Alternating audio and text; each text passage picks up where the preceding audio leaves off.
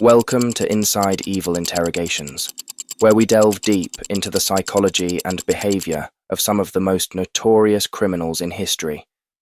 Today, we are examining the interrogation of Todd Kohlhepp, a seemingly successful real estate agent from South Carolina, who led a horrifying double life as a serial killer and sex offender. Beneath his professional facade, Kohlhepp harbored violent tendencies that ultimately led to the murder of multiple people, with his crimes spanning several years.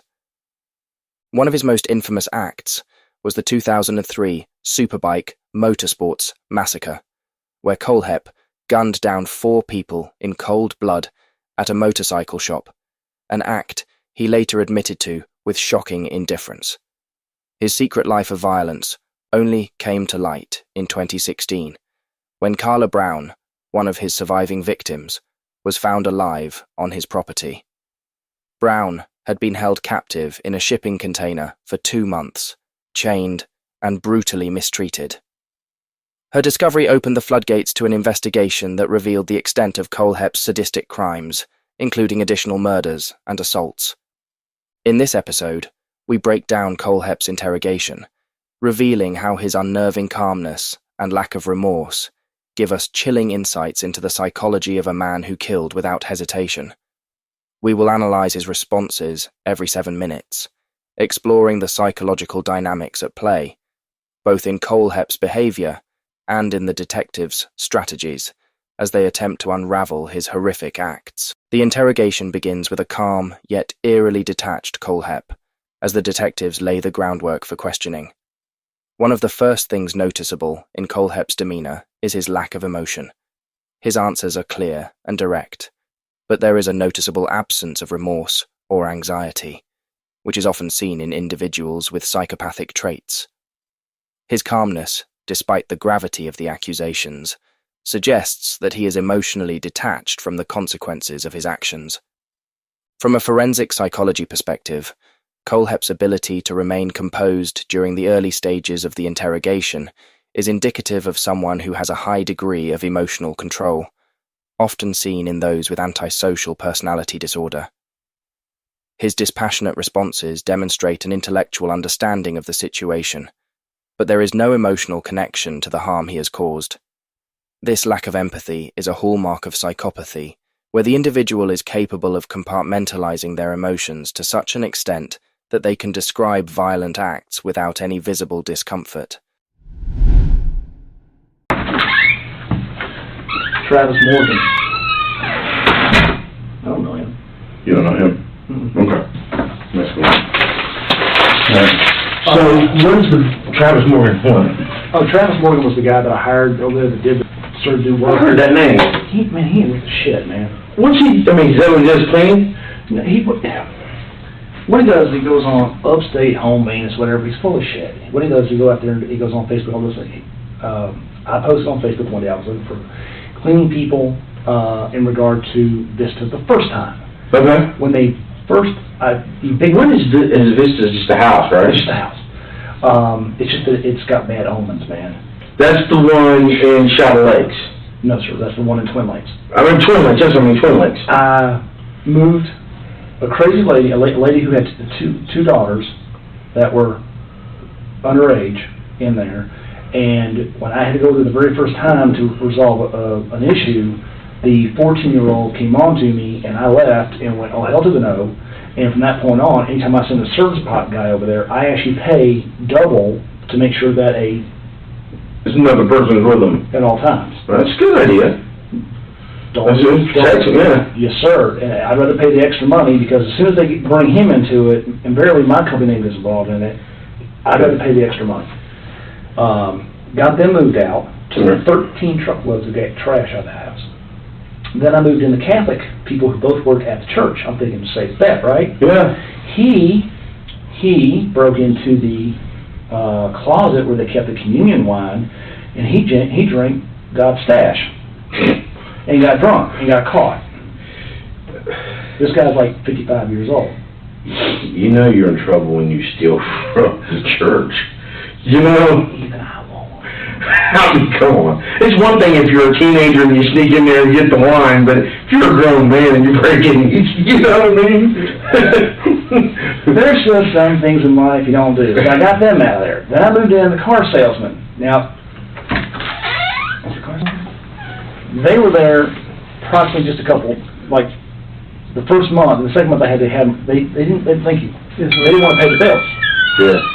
And we had repairs to do. Well, in between that, I had Travis come in, and he was supposed to do, he billed himself as we do everything. Gonna fix the holes in the wall, gonna fix stuff in the ceiling, gonna go ahead and fix the doors, gonna go ahead and fix this. He didn't fix anything. Brought his mom in. Supposedly his mom shampooed the house. My thing was, I'd like to know how you shampoo the house when the water's not turned on. This is a 4,400 square foot house, so you have to bring a lot of water in. Yeah. Oh yeah, we brought it in by a bucket. I'm gonna call bullshit. What, you go steal it from one of the lakes? Well, there is that, but that's not what you really want to do. Yeah, that's what I'm getting at. I mean, but he do it like the Amish bucket. But he promised me that he basically built himself as, I do this, I do electrician, I do roof, I do this, we do this, I'm all this license stuff. He didn't have a license for anything. Well, I didn't know that. Well, I got him hooked up with several of my agents who were doing rehabs and a bunch of my other properties that I manage, I don't own, and got them in doing all these repairs. Well, he had like $65,000 worth of repairs going on, and then find out afterwards in steps that all of a sudden I got owners calling me going, your guy ain't shit. He didn't do this, he didn't do this, he didn't do this, he didn't. I'm like, okay, I'm trying to track him down. Then he had to go fix, I had a house, I had to have the lawn mowed in the middle of summer over in Bowling Springs. The backyard's on a hill like this. And he already got paid for it, then he wouldn't go do the job. Well, I had to get it mowed before the appraisal came in, so my big ass went and put the push mower in the back of my SUV, drove over there, and I spent the day pushing push mower up the hill. Owner bought me that bottle of Woodburn Reserve. He's like, yeah, you definitely earned it. Yeah, it was a little on the crazy side. No, that did you show me? I don't know him. Okay. Why would they say that he was... He used to hunt there. I guess it was before you owned the property. There's a lot of people who hunted there before me. Yeah, he used to hunt there, because we found several deer stands. We found two that I've seen. There's one it's been there for a while, it's like an old wood dilapidated one, and then there's a metal one. The metal one I left. Okay, yeah. There's one, it's just, like, when we were walking out there, you could see where it had been, and it's been a long time. Where they used to be, I drove that forestry cutter. I drove in and put the thing up and just murdered them. Okay. I didn't know there was another one out there. Unless I missed one. Yeah, it's out there, but he used to hunt out there on that land, and he, one of the nieces was under the impression he did work for you, or he cleaned for you, or one served something like that. I've never seen him before. In 2014, Kohlhepp bought nearly 100 acres of land, which he completely fenced in. Okay. Now, as far as the land goes, I mean, I went out there almost every day, actually every day, and sometimes more than once. Yeah. And I mean, I patrolled I made sure the neighbors saw me. Okay. When they see you, they don't bother you, except for the guy who's across in the trailer. Right. He's nosy as shit. And the old man across at the gate is nosy as hell. Now, would you need to get on the computer for yourself for your checks? Do you need to get on the computer to do it, or is it something you can do on the phone to check the account balance, or how do you want to do that? I really don't need the internet right now. I just need my computer. I don't even have to log into anything. I just need to be able to log into my Microsoft Money account. On your computer? You see your computer's locked up, we can't get to that. I didn't know that. Yeah. We can get on, like if you wanted to get on one of our computers and log onto your account, then we can do it that way. But as far as anything else, I might. Do you know, that's what I was going to say, do you know how much money's in there? You just know how much to write a check for, or no? It'd be really close. It'd be really close. So you know how much is in there?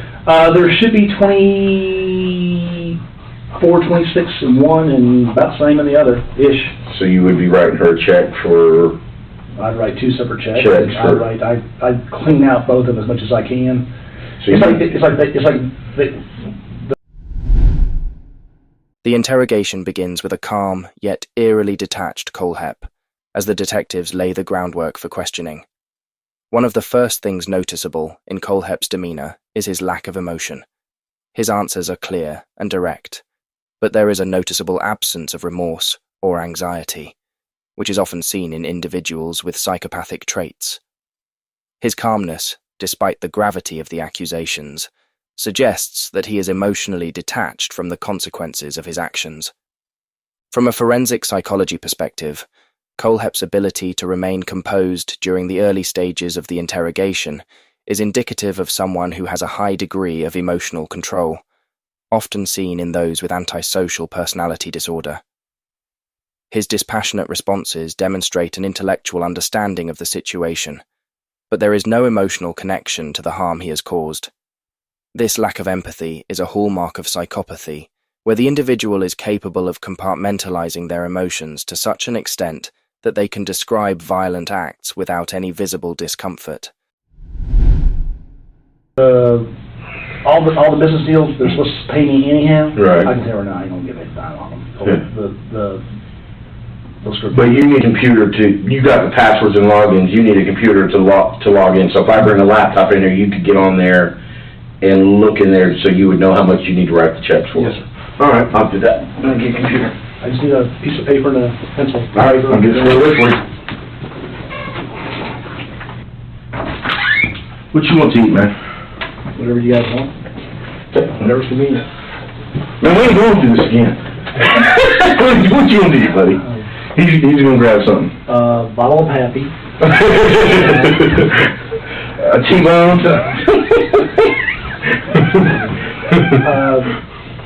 What's convenient? You're local. I mean, there's stuff on the Asheville Highway. You got KFC, you got McDonald's at the Circle, you got Burger King, Burger Bojangles, King. Chick-fil-A. Chick-fil-A. Well, not on Sunday. Not on Sunday. That's right. Subway, Miami Grill, Miami Grill. They got stuff like your basic Euros, stuff like that. Greek stuff. I can go Subway. I can go Burger. I'm good. What kind? You want Subway? That's fine. What kind of sandwich? Something hot. They got that new steak, Philly steak sub, pretty good. Oh, hell yeah. Yeah, it's good. And what they'll do is they'll melt it, toast it, and the cheese will melt down all over the stuff. It's really good. You want the Philly? Sure. That's excellent. I'll tell you this, if you're gonna do that, the better place to get it is Miami Grill. Because they have the Supreme, and it comes with the Philly steak and cheese, and it's got lettuce, tomato, and everything on it. Miami Grill makes a better one than Subway. But it's up to you. Everything. The one at, Lettuce. Sure. Tomato. No, I'm not tomato. You don't like tomato? Not a tomato. They got jalapenos. Onions. I like jalapenos. the one at the grill comes with this. Jalapenos. If they got them. If not, no big deal. I got you. That's fine. That's fine. Mayonnaise. Yeah, a little bit. Mustard. No, I'm good. Vinegar. Oil. Salt, pepper. The detectives do everything they can to make Kohlhepp feel comfortable. As long as he is willing to talk, there's the potential to find out about other victims that they might not yet know are connected to Kohlhepp. Okay. What do you want to drink? Coke. Some sort of chips. I'm really not picky. Plain or barbecue? If you got something that's got like sour cream and onion or some sort of like I got you. someone got flavor. I don't eat normal potato chips. I got you. Alright. Thank you back, buddy. That's your pencil and pen and paper. Oh, let me go. I need to be in my mouth. That figure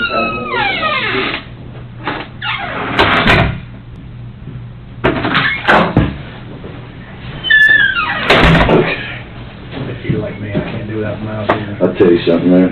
And this is. Although I got a feeling. Well, no, this is what the deal is, man. This won't work. So a brand new computer and it won't work. I think my computer's got a virus on it. Really? Because when I went, I had a mouse just like that, Mm-hmm. and ran it in the ground. Well, then the battery, supposedly, it one day just stopped working. Well, I swapped the batteries out, and I mean, those things, really, there's not much to go wrong on them. So we had that. And then I went and bought a brand new mouse, top of the line. Mm-hmm. Of course, since they've come down, the prices come way down. Oh, yeah. And, I mean, the mouse I used to pay $60, I'm paying like $9.95 for it. This was originally was like $65, and now it's like, I went in there to replace it, and I was like, But my computer has dual processor. It's called Godzilla for a reason. I had your computer Godzilla? No, the company that built it did. Oh, it had a sticker on it. Special, you got a special made? All of those are special made. Okay. Well, the little one that was underneath the other monitors, that was originally a normal thin line desktop I bought from my assistants, but then she screwed it up, so I took it back. Okay, we'll give you this. You left-handed, which side do you want the mouse on? Okay.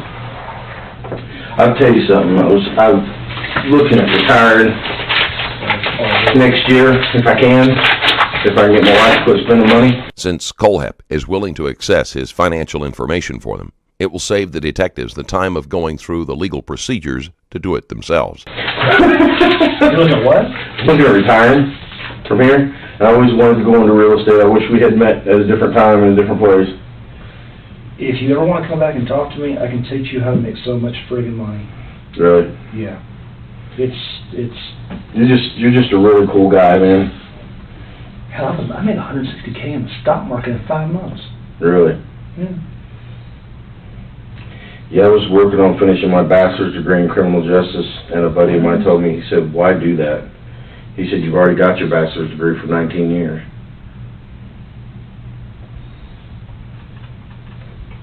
He said, your best bet is to go do something else.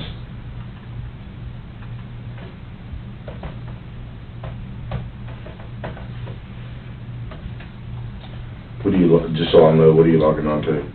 So if they ask me. Okay. That way if a supervisor says, hey, what was he logging on to on your computer? I would say, hey, I made sure that, you know what I'm saying? I messed up. Okay. State. HKV5 SD2. I have to have all mine in my phone. No, I remember that thought. No, I don't. No, I don't. I think this account's wrong, but I can fix part of it. As the interrogation progresses, Kohlhepp begins to acknowledge the details of his crimes, offering shocking admissions with the same level of emotional detachment. His matter-of-fact recounting of how he killed his victims is chilling. He speaks about the murders with a sense of pragmatism, devoid of any emotional conflict. This lack of emotional depth when discussing violent acts further reinforces the possibility that Kohlhepp falls on the psychopathy spectrum. At this stage, Kohlhepp's behavior suggests a deep-seated need for control. He tries to maintain control of the narrative by giving detailed explanations of his actions, possibly in an attempt to position himself as methodical and calculated rather than impulsive. This need for control is a common trait among serial offenders, especially those with narcissistic tendencies. Kohlhepp's calculated responses, combined with his focus on logistical details, reflect an attempt to intellectualize his crimes, reducing the emotional impact on himself. Why is that's not right. But I can fix it. I'm not looking at it.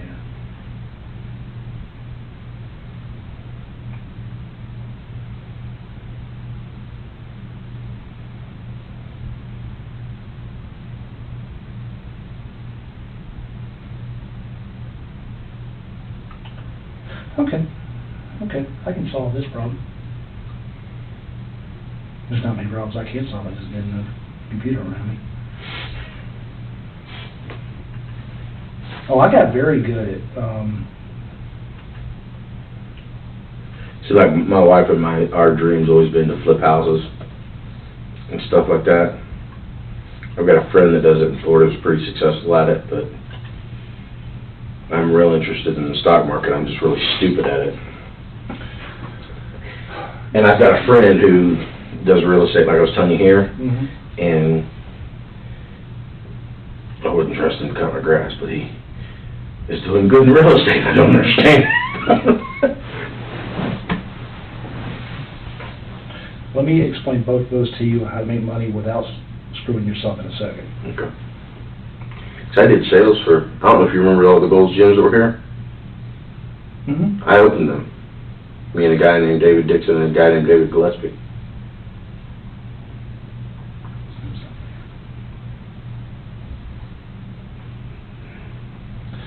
Well, it's not as much money as I thought. But it'll work. Okay. It's more than what, my mom has nothing. I understand. I'm pretty sure that she's living on Social Security, which she ain't got shit. Well, and I had an issue. I gotta go take care of her tonight.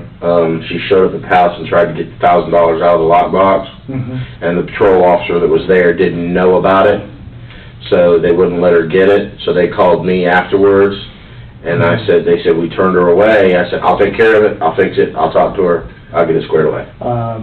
I've already paid that owner on that, but that was supposed to be with late fees, all that in there. There's $1,000, $1,050. The guy always drops it off, so when I know he's going to drop it off, I just go ahead and pay it. Well, I want to tell you this too. I talked to my lieutenant about the $13,000, and he said since that is not part of any of this, there should be no problem releasing it.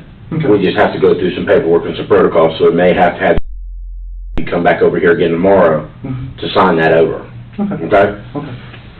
And what I'm going to do today is I got to talk to my lieutenant and the sheriff, or my captain and the sheriff about these checks, because we have a search warrant at your home, bringing the checks to get you to sign them. So, and I got to see how, legality-wise, how we can do that. So what I'm going to do is I'm going to do it all at once. Bring you over here, get the check, get you to write out the checks, because I've already talked to the solicitor and everything, and they said as long as it doesn't have anything to do with the case, then we're good. And I said he doesn't. Kohlhepp had started to care for his mother financially, which could place her in a difficult situation if he cannot access his money. The detectives are being surprisingly accommodating. It has nothing to do with it. He's a legitimate businessman, real estate, he's legitimate. I said, he said, then the sheriff's office can handle that. So that's what we're going to do. And that way I'll probably bring you back over here tomorrow. Well, if I can get her this, she has something to work with. Okay. Then she give, pretty much, I'm going to have her give basically half of it, then she get to Ashley. We're going to go ahead and get, I got to get a power of attorney done, because I can turn it over. The house is paid for. Well, I'll just cut the price to fire sale and get the thing sold. I mean, it's $175,000. You want a $175,000 house for $150,000? I couldn't afford it. Be honest. Yeah. Get in, get done, get out. Yeah. Just quick sale. Quick sale. Yeah. $150,000. I just pay for a kid's college. Yeah. I just pay for kids' college, and Ashley's taken care of. My dog's taken care of, because Ashley can't afford to feed those dogs. Right. I've been kicking her everything from dog food to those rawhide bones. You were worried about her getting fired. Where does she work? Place is called SDS, Southern Design Systems. Where's that at? If you go down, you'll never find it. If you go down 29... The logo's SDS. I've seen the logo. If you are across... If you're coming down 29... Do you want to log off of that, or? Yeah, I just want you to see us. I don't want you to think. No, I don't take this the wrong way. I trust you. We're good.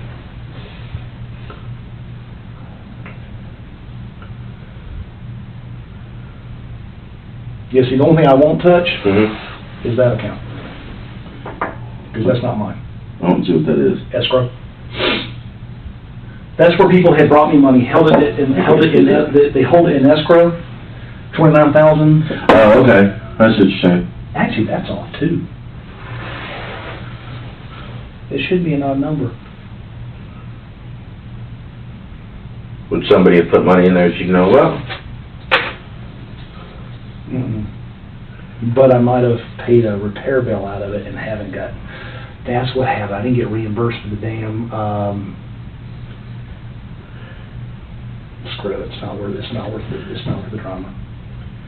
For a couple $100, it's not worth the drama. I'd rather, yeah. see, I'm an ethical killer. And that's, Oh, shit. me and the sheriff had a long talk about that last night, and I like the sheriff. he's a great guy. And see, that's the thing, I can retire in 11 months. Although Kohlhepp is coming across as friendly and charming, those that knew him described him as being antisocial and short-tempered.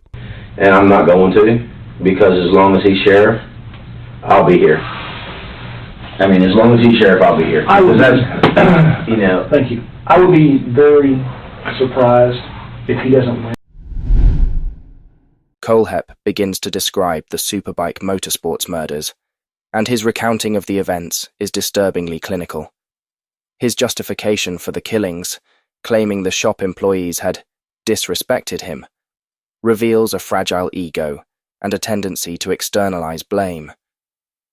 This type of reasoning is often seen in individuals with narcissistic traits, where any perceived slight or disrespect is met with an exaggerated response, in this case, murder. This segment of the interrogation also highlights Kohlhepp's lack of true moral compass. His justification for killing 4 people over a perceived insult underscores a profound inability to regulate his emotional responses in a socially acceptable way.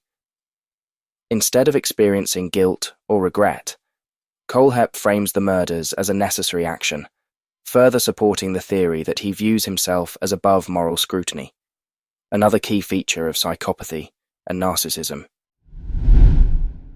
And Tuesday. Yeah, I will be too. I don't think there's a chance he's gonna lose. Lynch likes to complain a lot about the car. About the Raptor? Yeah. Okay. And?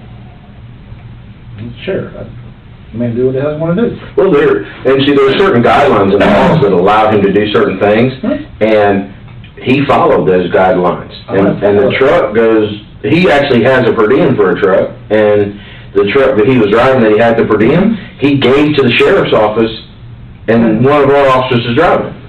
So, I mean, he followed everything by the letter of the law. Now, if he's driving my Z4, we're going to have to talk. that would be mean. Well, see, I want my mom to take that, and as much as I hate to see it go, I told her, I said, if you want it, you can have it. But you can also sell it, and y'all can stop eating ramen noodles all this time. I didn't know she was that bad off. I didn't know. Wow. Dude, I haven't talked. Last time I talked to her, she was my size. She thanked me yesterday when we were leaving. Mm-hmm. When's the last time, I mean, because you guys hadn't talked, how long had it been? It was 3 Christmases ago. She thanked me because she said, she thanked me, as a matter of fact, she almost said the same exact thing when I came back in with you. She said, thank you. And I said, you're welcome, ma'am. I said, for what? Mm-hmm. And she said, for helping me and him reconnect. You know, she didn't say it in those exact words, but that's basically what she's saying. And I did the best I could to make it work. She'll blame herself for days, and I'm like, it's not your fault. right. You know. Right. But yeah, we got to talk. It was good. But I didn't know. My God, she got skinny. Really? Yeah, like 80 pounds worth. She's dropped it. I know she ain't got no money. I didn't know it was that bad. If I didn't know it was that bad, I would have mysteriously done something. I've done that a few times in my life With your mom? with people. Really? I've had friends who got themselves, I hire a lot of people, and sometimes I pay them above rate. To help them out? You may want to seriously... At the other end of the spectrum, Kohlhepp would also murder people he had hired if they upset him. talk to Dustin Lawson Okay. and give him a heads up. He's a dumbass. He's a 32-year-old lazy kid who never had a daddy, okay? So he basically lived with women all his life. I'll tell you this, I don't think the issue is Dustin Lawson, okay? I think the issue is who Dustin Lawson got the guns from. Who he went to get the guns from, Oh, no, that's an easy solution. okay? That was all legit. So he legitimately bought the guns? Yes, sir. Okay, And then I modified the hell out of them. okay. Now they're not. Well, I didn't know if Dustin Lawson was buying them from somebody illegally. No. Okay, Cabela's Academy, I had one, the Barrett got shipped in from Impact Guns. okay, Hell, I got the receipts. okay. These ammo places, I got the tax stamps. Really? Those suppressors were bought legally for about 3 minutes. Really? Yes. Did you made some of the suppressors at your lathe? Yes. How'd you learn to do it, just on the internet, or just looking at the ones and breaking them down? Most of them you can't open. Right. And I was trying to explain to the really tall dude with the bikini shirt. Yeah. He's cool as hell too, Joey? I guess. Guthrie? Yeah. Yeah, he's a good guy. And I explained to him the difference between they had the old stainless steel baffles, then they went to the M baffle. All the M baffle is, I'm not gonna draw it back, I don't want to keep that. Okay. M baffle looks like a freeze plug with just a hole in it, and they just stack them. That's an M baffle. Okay. M, basically, because sometimes they indent this slightly, so Okay. it's like an M. Okay. Then you have K baffle. K baffle, yeah, K baffle.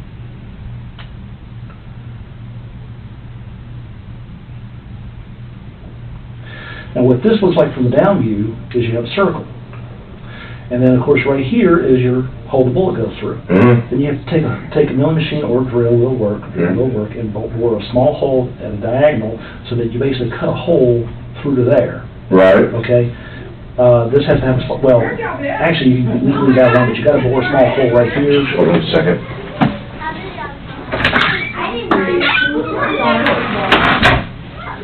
There. And this is a hollow cone. So you basically have to, this just has to have a small hole here. Now the very first one has to have a blast chamber. And all that is you elongate one so that it has a longer time before it actually hits. Otherwise, if you're shooting a rifle, pistol doesn't need it, but a rifle, it'll knock the crap out of it. Okay. So you stack these, and then the very last one, you don't do that. What you do is you just make it like a wedding ring, and you just basically make a band, and then you basically fit it to where so that it fits in tightly, and you sit there and you'll just sand that little bad boy off till it all fits together, and you tighten that bad boy up, and I'm gonna tell you. And then if you look at all the, it's gonna be funny as hell. Lube I have, dude, that ain't for sex. The lube in the workshop? Yes. All the syringes? Yeah. Is that what that is? We were wondering what that was. We're afraid to... No. A search of Kohlhepp's property uncovered numerous weapons, including 9mm pistols outfitted with suppressors, semi-automatic rifles, and an undetermined amount of ammunition. Because there was no record of a background check under Kohlhepp's name for purchasing a firearm, investigators initially believed he likely acquired the weapons illegally. All that is wire lube, cooling lube.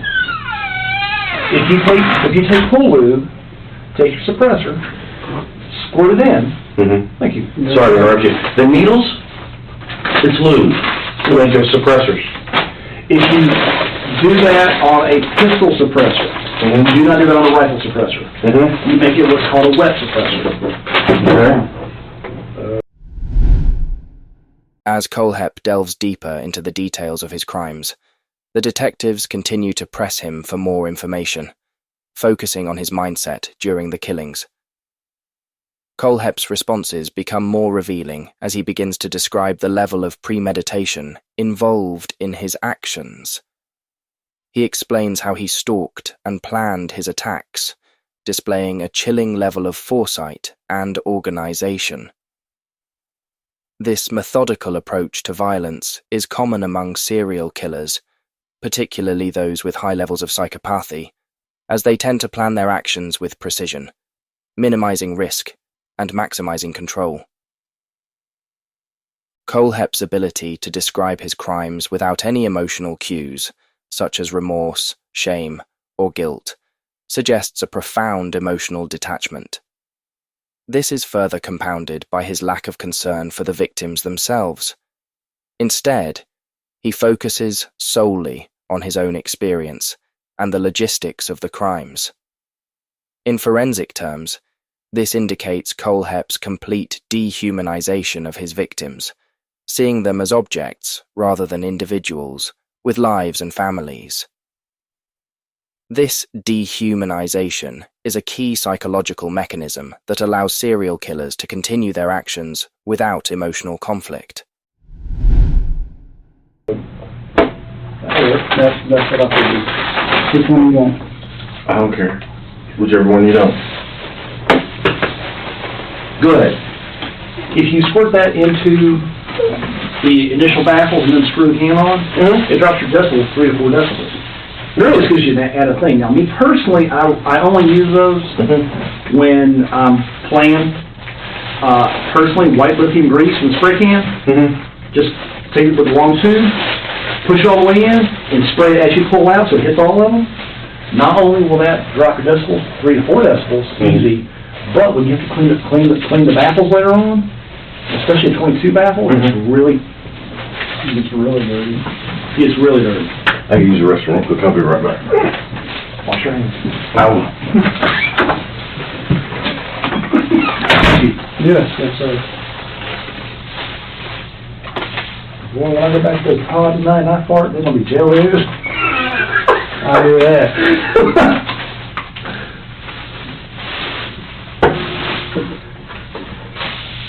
Yeah, the only thing I need is those numbers later. Yeah, I got you, brother. I just put this over here so you wouldn't.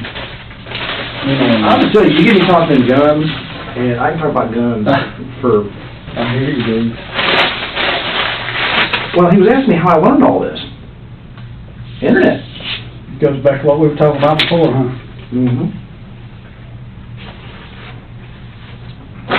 You sit there, get involved, and look at how to build some of this stuff. Go online, look at images. It's not hard. And you reverse engineer it. That's it. You reverse engineer it. The shops around here will make them for you. They're illegal as hell, but they will make it. They want to get paid. But they make crap. They won't make a K-valve. And that's the way the newer ones are called monolith, where it's a tube inside of a tube that fits totally. And what they do is it looks from the side, they've milled out. It looks like washers just stacked this way, but it's just been milled out, and all it does is go through. Now, they're not as quiet, but for a 22 suppressor, you unscrew it, because you got to do it like every 300 rounds or you're screwed, man. Do that, knock it off a couple times. I hit it with some white lithium, screw that bad boy back together, and get back in business. What do you think about the HK SDs? The MP5 SDs. It's actually my password for. Really?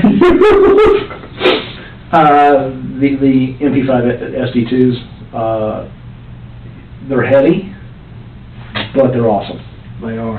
And if you get the Navy Trigger Group, yeah, they're awesomeness. What you can do with them, well, they've got the integral. The barrel is integral suppressor to it. They are, from my understanding, they are the baseline standard when testing again. You guys got one, don't you? Saw it several. Damn. Those are sweet. That's what everything else compares itself to. That's what they compare to. You ever seen a honey badger?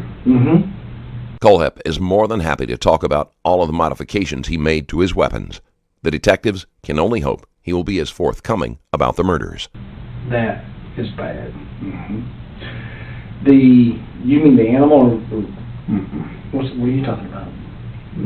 I don't. The AAC honey badger. I haven't seen that. What's that? It's the integral suppressed 300 blackout honey badger. Oh. I haven't, no, I haven't. It's quieter than a MP5 SD. It is bad to the bone. Now, I'm gonna tell you, the 300 blackout is perfect for you guys doing entry. I mean, it hits like a freight train. Oh, yeah. And it cycles. Oh, yeah. 556 and 62 won't cycle.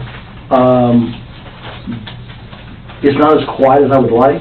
Mm-hmm. I got the 16-inch upper, and I didn't like it. Right. It wasn't quiet enough. So I put it back on the shelf, never shot it again. And then I went out and bought a 12.5-inch upper. It is a little bit quieter, but it's still, once again, it's not great. It's you're never going to get Hollywood quiet.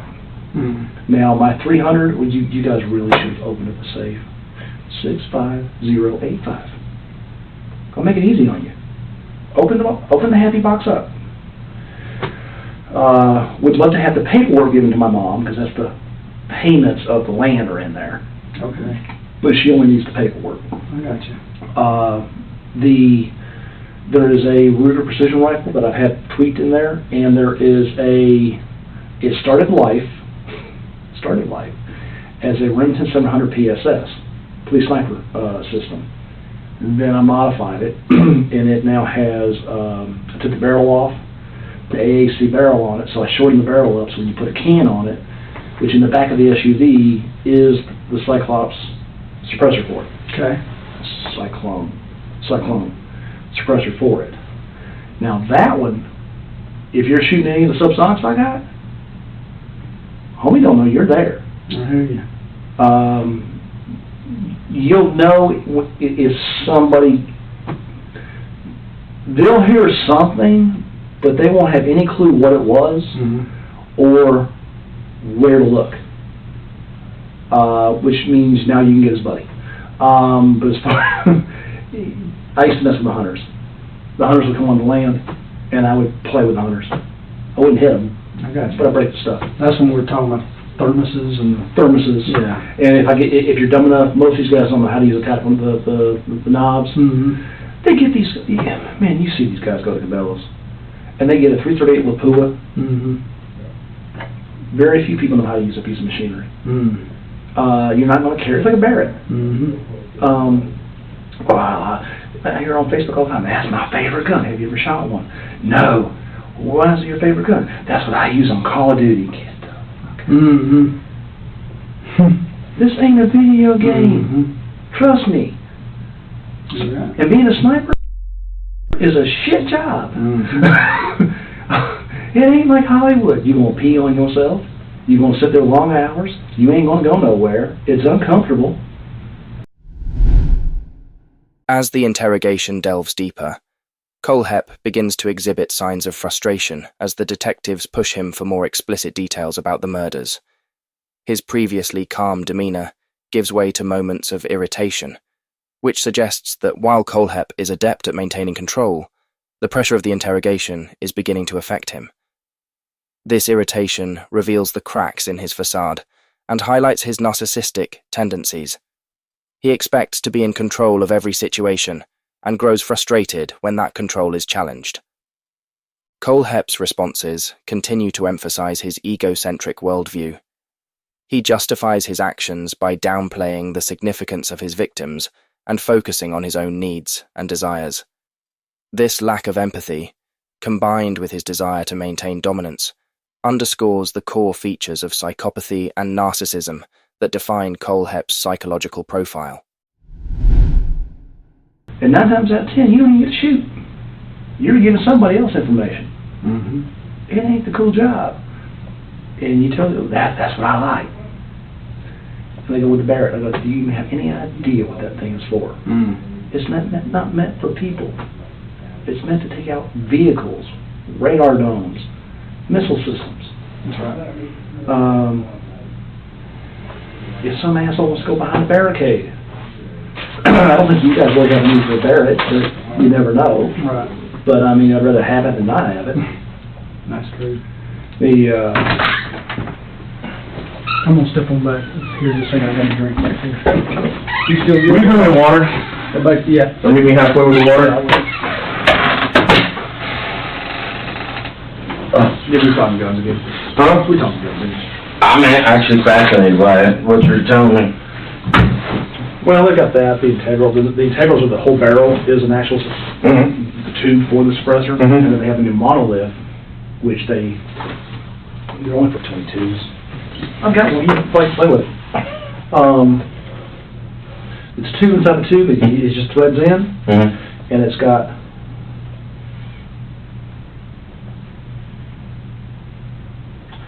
you've got the hole through. There's like washers. But what they've done is they've just basically taken a milling machine and drilled through and just taken out as much material as they can, Mm-hmm. so as light as possible. Mm-hmm. Run that bad boy through it. Thank you. Yes, sir. So, I'm gonna eat it. Good. He has a hiatal hernia, so he has to eat alone because he eats slow, real slow. And he feels bad if he eats around other people and it takes him too long. I love him to death. Good, thank you. I mean, I love him to death. He's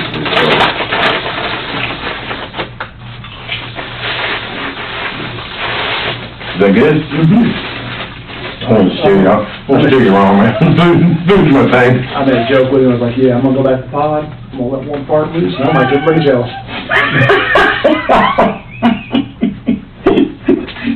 Take this crop dust, bitch. So, y'all have sandwiches again. The detectives have done their best to build a rapport with Kohlhepp, and he seems like he will be receptive to them. Pretty moving around. Oh, they're all back at the pod. They're just Well, the thing about it is, kids today, they call them millennials. And they want everything handed to them at a buddy. And this is when I first realized it. We didn't expect it from my generation. When have you ever been to Jacksonville? Jacksonville, Florida. I've not. When you come into Jacksonville on St. Johns River and through the Intercoastal, there's a place called North Florida Steel, North Florida Shipyards. Mm-hmm. His parents owned all of it. Mm-hmm. His dad and his uncle. And he went to the Citadel. Mm-hmm. He was going to go into the military. Found out he had a heart murmur. So he couldn't. So he goes to the Citadel. He graduates from the Citadel. He thinks he should go from the Citadel to the boardroom. No. The dude doesn't work like that. You've got to pay your dues. It took me, I've been in violent crimes now for 5 years. Mm-hmm. I've been a cop for 19. It took me that long to get to violent crimes because One of the guards that's at the jail is a friend of mine on Facebook. Haven't seen him. He had a heart problem, had surgery the other day. Chris something, I don't remember his last name. I know what you're talking about, yeah. Super nice guy. He's really depressed. And I mean, I was the guy on Facebook that used to always kid with him. It's going to blow his mind if he ever sees me. We've never met. But I'm always the one giving him the pep talk about, dude, seriously, I call him my Aryan. Bald-headed kid. Yeah. Yeah, I know exactly what you're talking about. We were talking one day, and he wants to work the jail, so that eventually Chuck Wright will let him move to patrol, because he wants to be a sergeant or something, and he wants to go SWAT. I said, well, that's great, but you realize it's going to take a little bit of time. Yeah. Well, the thing about it is, and I say this now, most other sheriff's offices do that. And the reason being, when they put me on the road, straight out of the academy, after my field training and everything, I really wasn't ready. I was 26 years old, but I had gone from living from suburbia to being out there, But I had a lot of people that took me under their wing and made sure I was okay, but, I'm still out there. So the sheriffs, and he's modeling other agencies, you put them in the jail, they're in a controlled environment. They learn how to deal with people. They learn how to deal with people in close quarters. They learn how to communicate with people. Then after they do that, if they show, a proficiency for that, then they can apply to transfer over to the sheriff's office. And if the supervisors at the jail say, yes, this is a good candidate, then they can do that. And what it does, it puts better officers on the street. Because one of the worst things you do, you give a young kid a badge, and I ran into it. You give a young kid a badge, and he goes from college to a badge and a gun, and he's 6 foot tall and bulletproof, and you're not going to tell him anything. He knows everything. That's where you get the one officer who does bad. But then from that moment on, the public sees that one officer. He doesn't see the other 80 that are doing their job. I haven't had a bad experience with law enforcement. A bad experience with law enforcement is putting it mildly. Kohlhepp was arrested and imprisoned for kidnapping in 1984. My experience with law enforcement has been when I messed up. I've had people they're not allow their kids to be friends with my son because they found out I was a cop. In this phase of the interrogation, Kohlhepp attempts to manipulate the narrative by providing more logistical details, deflecting from the moral implications of his crimes. He remains focused on maintaining an image of control and competence, even in the face of overwhelming evidence against him. This manipulation is a common tactic used by individuals with psychopathic traits, as they often believe they can outsmart others by controlling the flow of information. At this stage, Kohlhepp's calm demeanor has largely returned, signaling his ability to compartmentalize the emotional weight of his crimes. He continues to exhibit a profound lack of remorse, which is a key characteristic of psychopathy. His detachment from the human impact of his actions is deeply disturbing and provides insight into the mind of a killer who operates without any emotional connection to his victims. When he first came to me with it and asked me about it, I said, honey, he's a little guy, and it upset him. He wasn't even 10 yet, and he's like, I don't understand. And I said, honey, that tells me that they're either doing something wrong, they've had a run-in with the law that they did something wrong, or they have a family member that has had a run-in and that they did something wrong. It's no reflection on you or me. It's a reflection on them. And if they don't want to be your friend because of that, then they're not a friend you want to have. Or if their parents won't let them be your friend because of that, then that's not a friend that I want you to have. I have cops on my friends list on Facebook. Okay, I may not go sit here and talk guns with you all day, because you might find out that, hey, I didn't have them. But we talk about cars, and I talk about women, and I talk about all kinds of other things. And I make people laugh. You're funny. And I give him so much hassle. He gets down on the breast. But it's really kind of wild. I need to ask you a couple questions real quick. Sure. Before I forget. The fleece that you wore, you said you still had it. It's a Superbikes? Where's it at?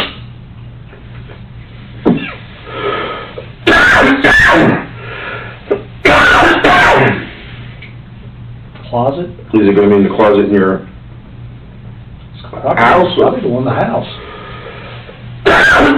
Excuse me. Damn thing still fits. What's it look like? What kind is it?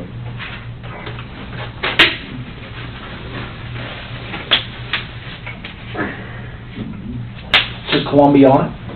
It's a Columbia, please?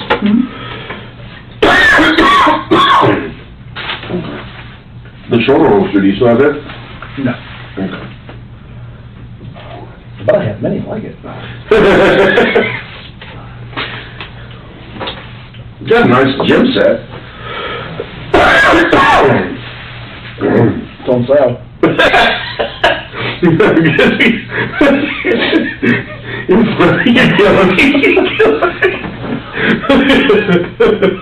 You guys just aren't used to having one that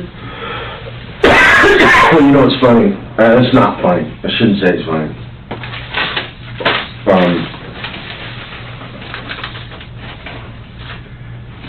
I have a friend who introduced my wife and me to each other. He's in the same position you're in right now. In Florida. This big of a problem? Pretty close. Damn. And he actually introduced my wife and me in high school. We grew up together in high school.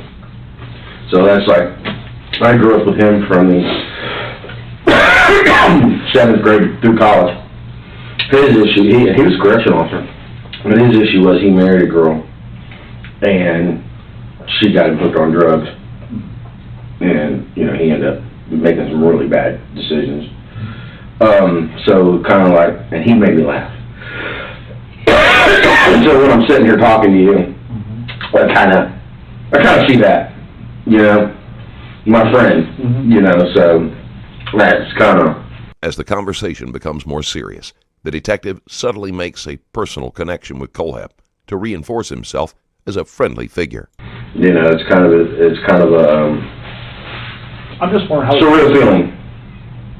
I wonder how this is going to play out. What do you mean? They're either going to put me on a gurney, which is what I'm expecting. That's what I'm expecting. Or they're going to put me in a little box somewhere, away from anybody and everybody, which I don't expect. I actually expect a gurney. What do you want? I mean, all joking aside, okay, what do you want? Take me out back, shoot me back in the head. I wouldn't. Let me add this. I studied psychology a little bit in college. Want me to finish, like I said, I'm working on finishing college. The people at Superbikes made you angry. I don't know, you tell me, well, people at Superbikes made you angry. And not just angry, but I mean, they belittled you, they humiliated you, they made you angry enough to do what happened. And then you had the situation this last Christmas, and then this most recent situation. The time span. What kept anything from happening? You know, because that's a question. I don't need to kill. Well, I'm not saying you do. I mean, you know, but that's a genuine question. I mean, per your legal definition, I'm serial, but I'm not. Okay. Honestly, if Johnny had pulled the knife, if you'd seen the knife, you'd laugh your ass off. Really? Oh, God. Black and white tiger stripe. It was one of those The handle? Yeah. The one time you buy at the little convenience store? Are you serious? I'm going, my ammo costs more than your damn knife. Are you kidding me? You're costing me money. If you're gonna stab me, at least stab me with a butt knife or something, you know? Something with a little history, you know? Pick the thing up and let them with.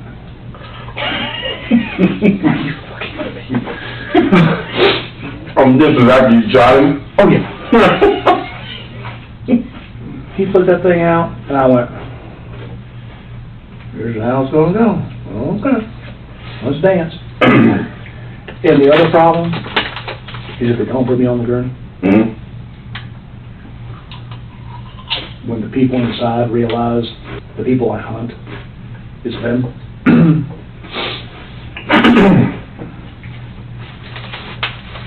I'll be scared to death of you. They'll be scared to death of you.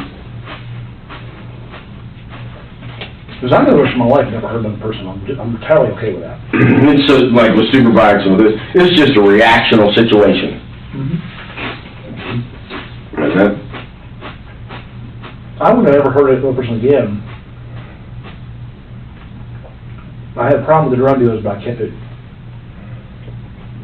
under control. But then very uncool. Very uncool. I had a drug dealer. I lost my cousin, my best cousin. You always have, my dad's family is a small family. I mean, I shouldn't say small family. His father had 6 brothers and a sister, but as far as he was an only child. My mom's family, she's got a big family. Had a real close cousin.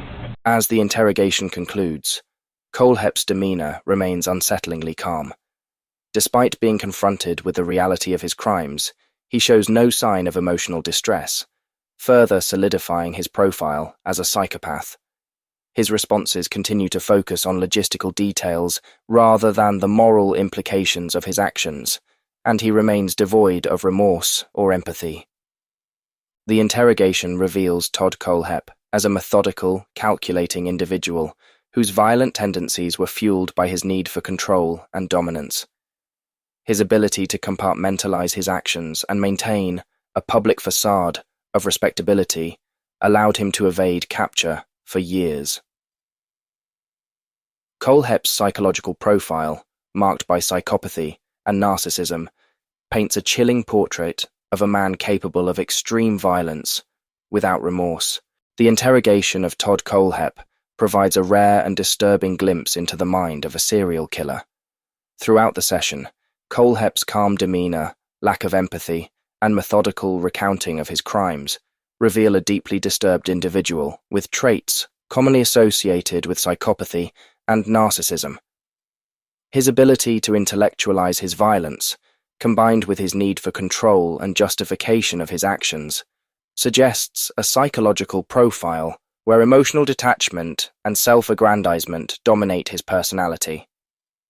As we continue to analyze the interview, it becomes clear that Kohlhepp's psychological makeup allowed him to commit heinous acts without experiencing the emotional fallout that most individuals would. His behavior is consistent with individuals who possess a profound disregard for human life, viewing others as mere objects to be manipulated, used, and ultimately discarded. This case serves as a grim reminder of the complexities of the criminal mind and the devastating impact that unchecked psychological disorders can have when combined with violent tendencies. Stay tuned for further breakdowns and analyses of other infamous criminal interrogations on Inside Evil Interrogations.